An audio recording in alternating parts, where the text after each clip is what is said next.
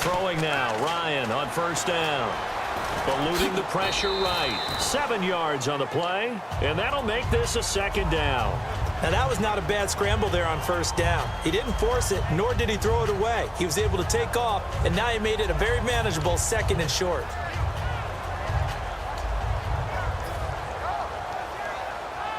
Inside 4 minutes to go, third quarter. On second down, Freeman. And a short gain down to about the 33. They got 2 of the 3 they needed there. It leaves them with 3rd and just a yard. And quickly, they get to the line.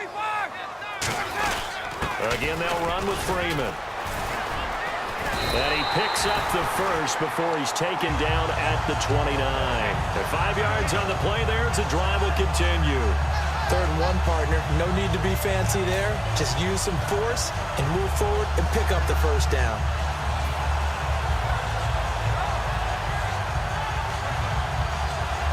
And the offense readies for play number 10 of this series. On first down, Ryan looking for the end zone. So they took a shot on first down but couldn't connect. Pretty good coverage there, and both of these defenses, they've had good coverage throughout this one. No doubt about it, and in today's NFL, where we're used to a bit more scoring, this feels almost like a well-pitched game in baseball on both sides where the tension continues. Ryan hit, and he lost the football. On plays like this where the ball comes free, it's often unusual for the team that lost it to get it back because this is the quarterback. The ball gets away from him. Everyone else is trying to execute what they're supposed to do on offense. They're usually looking in the other direction, downfield, or have moved away from him. In this case, though, a teammate is able to come up with the ball. Ryan, and his pass is intercepted for the 4th time today. Picked off by Brandon Carr. And a big turnover there as his guys will get the football back. Now we take a glance at the offense as they work their way back out for their first possession of the second half. And this offense last time turned it over, went for it on 4th, didn't get it. They're lucky, though, because no points against the team on the board, but we'll see how they respond. Yeah, they've got to give a lot of credit to their defensive teammates, don't they? They had their backs on that last series, and because they did so, that allows the coach to still stay aggressive on offense and maybe go for it again in a similar situation. I was going to say, maybe makes that offense feel good when you know you've got a defense making stands like that. Yeah, that'll loosen up things a little bit, won't it? Maybe you'll play a little bit better the next time you have the ball.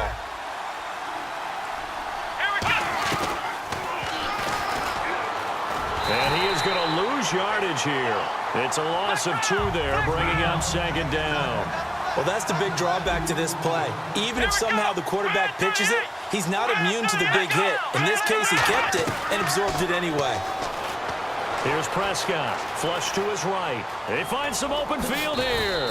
Give him 10 yards on the pickup, and that'll make it 3rd down. I think we have to give credit to him for buying time and extending the play. But, you know, there's some really upset defenders on that one. They thought that they had him. Instead, he was coated in Teflon and got away. And that's caught by Beasley. 9 yards on the pickup there, and it keeps the drive alive. They're going to hurry back to the line now. And they're on 3rd and short. They just tried to spread the field. It worked. And I think that the spreading of the field, the extra receivers, has really become the next in the evolutionary chain in the NFL. Go all the way back in that situation, you're handed to the fullback, right? As we evolve, maybe you pitch it to your tailback. Now you spread the field, and you have your choices of where to throw it and complete it for a first down. And his throw is incomplete. The man with over 1,000 catches, Jason Witten, the intended receiver. And it's 3rd and short. And the offense looking to pick up the first down after the second down incompletion. And for the Falcons, 5 men in the secondary, now on 3rd. Now Prescott. And this time he's got the hook up. It's complete. And he's got the first before he's brought down at the 39-yard line. Would it be safe to say that as precise as routes are supposed to be run in the NFL, maybe they're not quite as precise in college ball? That's accurate, yeah. And I think we saw a college route in the NFL there. Just find the soft spot, find the dead zone, and find the first. And no escaping this time as he'll go down. They got him for a sack. Brooks Reed in there with pressure yet again, and that's the 7th time they've dropped him here this afternoon. They're going to look to throw. He sets to fire deep. Lucky Whitehead, his intended target. And now it's third down. Well, they went for the big play there, but that drop could really hurt their momentum.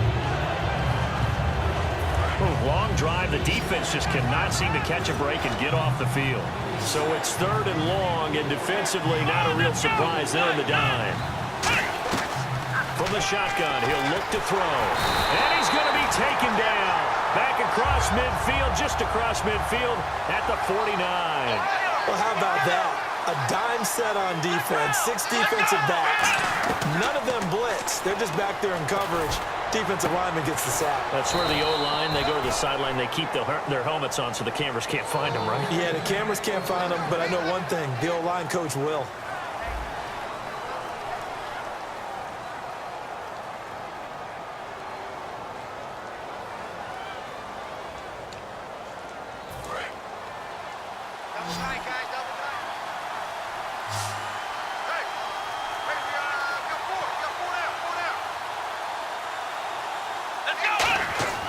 They'll look to throw now on first down. And that's off the mark, incomplete. Des Bryant, the intended receiver. And it's second down. It's always tough for the guys throwing the football when they think they've got a completion and the ball's almost there, and then someone sneaks a hand or two in and bats it away. They'll run it now out of the gun. And he'll at least get him inside the red zone here, down to about the 19. It's a gain of about 3, but it's going to leave him with third and still 7 yards to go. And they're going to speed things up here. On third down, he'll drop to throw. And look at this. They get the turnover they needed. It's intercepted. A great read. And now the rookie's free. The 30, 10. And he takes this one back into the end zone, and the Falcon defense has a touchdown. So a dangerous pass over the middle into zone coverage, and it bit him hard. And what's really difficult when you throw it in that direction and versus that zone, that means the linebackers have gotten to their spot, gotten their heads back around and see the quarterback and everything in front of them. And they took big advantage of it, went the other direction, excellent blocking, and picked up a touchdown. So they'll get another shot on offense following that pick six, and now the kick is away. This will be taken very short. And now Dallas gets set to take the field. And following the pick six, and they have decent field position in throwing that pick six. We'll see how they attack this drive. And I think all you say to your guy is, listen, let's just take care of the football a little bit better. Make some better decisions on this drive, and they'll probably help him a little bit with maybe some really high percentage throws early to let him get settled back in. But they told us they've got confidence. That's not a problem. Yeah, not a problem at all. They just want to make sure they get things settled down a little bit for their offense and give their defense a little bit of a chance to rest. Back to throw now on 2nd and 10. And he's taken down, but not before he gets this across the 25-yard line. Looking to speed things up here, going with some tempo. They'll look to throw here. And Beasley with it over the middle. It'll be a gain of 8 yards, and it'll bring up a second down. Some think the teams really won't throw a slant route unless you have a receiver that has a lot of stature to him. But sometimes the little guys, they get lost in there. People can't really locate them, and they run that quick cut on the slant, and oftentimes they can turn it into big plays. I wouldn't be surprised to see the next step in utilizing this position is to actually utilize more of a scat back in this spot, because we saw the catch there, right? He made it. He's a bigger, stronger guy, maybe not quite as elusive as maybe someone else you would put there. Yeah, didn't get the big yardage there you might out of a smaller back. Bryce Butler, the intended receiver, and it's 4th down. I know that interception was dropped, and it would have been their 3rd of the game, and I will guarantee you, in the huddle, on the bench, all the defensive guys have been talking about is, we've got this guy right where we want him. Who's going to get the next one? It almost becomes a challenge, and they've missed a golden opportunity.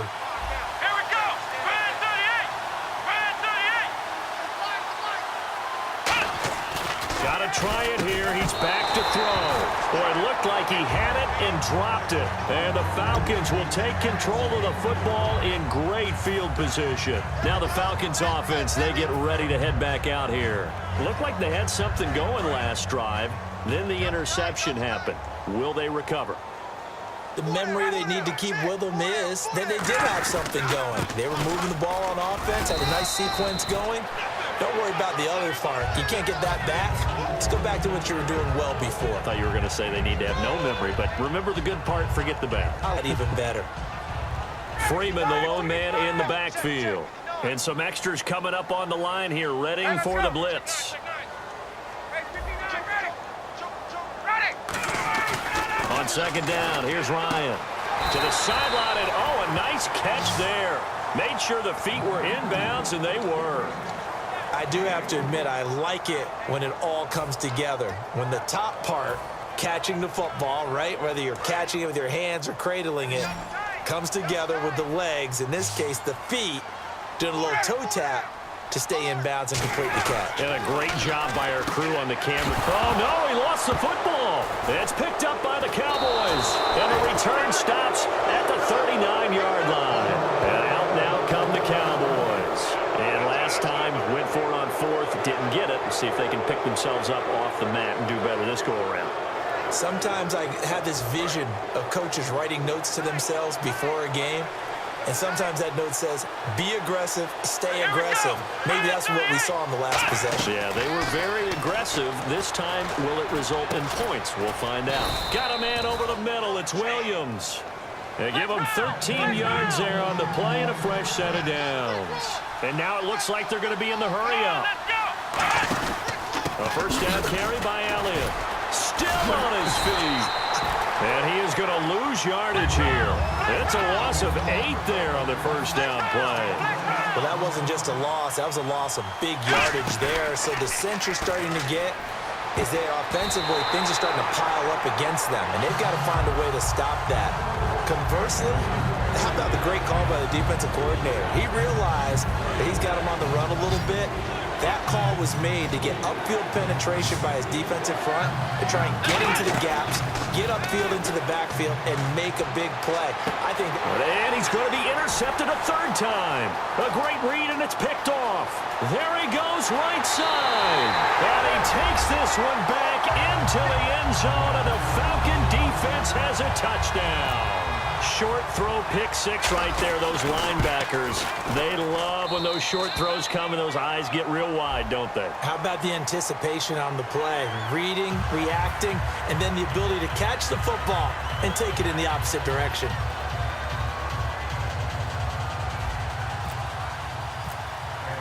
So they throw the pick six. They'll get another shot at it now as this one's in the air. And they will not get a chance to return this one as it's through the end zone for a touchback. And now Dallas gets set to take the field.